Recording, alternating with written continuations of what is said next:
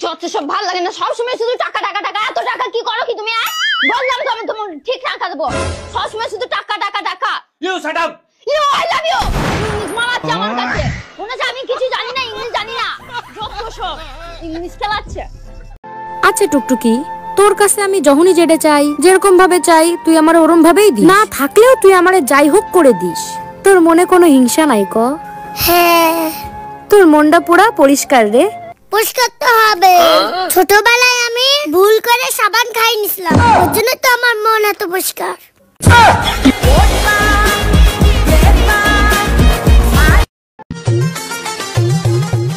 আচ্ছা, এবার নিজের ভাষায় গ্রাম নিয়ে রচনা লেখ।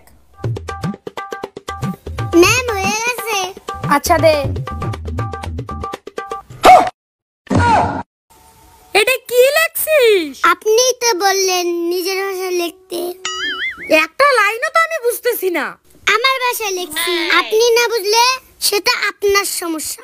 লেহাই যখন বুঝেন না, পড়াশোনা কি করতে করছেন, এখন আমার দোষ ধরতে এসে। खड़ा हूँ आज भी वहीं कि दिल फिर बेकरार। আরে আমার গলার আওয়াজটা এরকম, আমি আস্তে কথা বলছি না, আমি জন্ম থেকে এরকম করে কথা বলি। সারাদিন আমার উপর চিল্লাই, অনেক গলার আওয়াজই দেখাচ্ছি মজা। দিদি, তোর ব্যাগের থেকে 5 টাকা নিলাম। এই আমার ব্যাগে হাত দিলে তোর হাত কেটে নেবো আমি। তুমি বলে চিল্লাও না, তোমার গলার আওয়াজই বলে এরকম। আজকে থেকে তোমার সাথে ব্রেক আপ।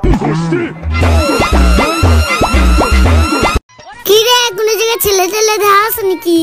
আরে না মা, কি যে কও তুমি। আরে ক না, আমার কাছেই তো কবি। মা তো বান্ধবীর মতো, ক কইতে কি সমস্যা? আরে না মা, কেউ নাই, কইলাম না। আরে ক না বান্ধবী, ছেলেটা তো দেখবো কেমন। আসলে না, আমি একটা ছেলেরে ভালোবাসি। জানতাম তুই কাউরে ভালোবাসিস। আর তোর বাবা আমার কথা তো বিশ্বাসই করলো না, ওর জন্য আমি